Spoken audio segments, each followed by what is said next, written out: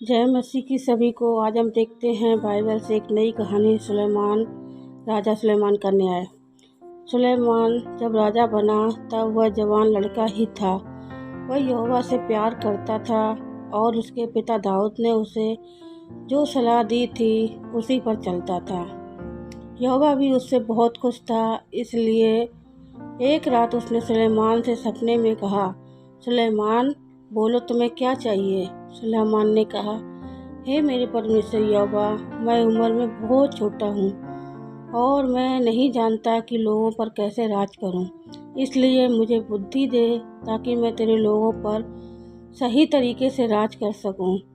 सुलेमान ने जो मांगा उससे यहोवा और भी खुश हुआ। यहोवा ने उससे कहा, तुमने बुद्धि मांगी, ना कि लंबी उम्र या धन दौलत। इसलिए मैं तुम्हें सबसे ज़्यादा बुद्धि दूंगा। साथ ही मैं तुम्हें वह भी दूंगा जो तुमने नहीं मांगा, यानी ढेर सारी धन दौलत, और तुम्हारा नाम दूर दूर तक फैल जाएगा। कुछ समय बाद दो औरतें सुलेमान के पास आईं। एक बहुत बड़ी समस्या लेकर आईं। से एक ने कहा, हम दोनों एक ही घर में रहती हैं। एक दिन मेरे एक बेटा हुआ, उसके 2 दिन बाद इसके भी एक बेटा हुआ। फिर एक रात इसका बच्चा मर गया और जब मैं सो रही थी तब इसने मेरा बच्चा ले लिया और अपना मरा हुआ बच्चा मेरे बगल में लिटा दिया।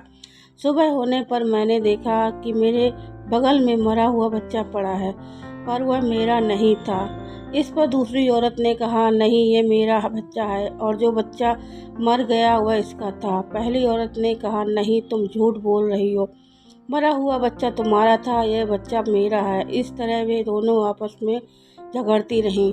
अब सुलेमान क्या करता? उसने एक तलवार मंगवाई और कहा, इस बच्चे के 2 टुकड़े कर दो और दोनों औरतों को आधा आधा दे दो। तब उस बच्चे की असली माँ चिल्ला उठी, नहीं, बच्चे को मत मारिए, बच्चा इसी औरत को दे दीजिए। पर दूसरी औरत ने कहा, नहीं, हम में से किसी को मत दीजिए, इसके 2 टुकड़े कर डालिए। तब सुलेमान ने कहा, बच्चे को मत मारो, इसे पहली औरत को दे दो, वही इसकी माँ है। आखिर सुलेमान सच्चाई का पता कैसे लगा पाया? वह जानता था कि माँ को अपने बच्चे से बहुत प्यार होता है। इसलिए जो कोई भी उस बच्चे की असली माँ होगी वह बच्चे को देने के लिए तैयार हो जाएगी, मगर उसे मरने नहीं देगी।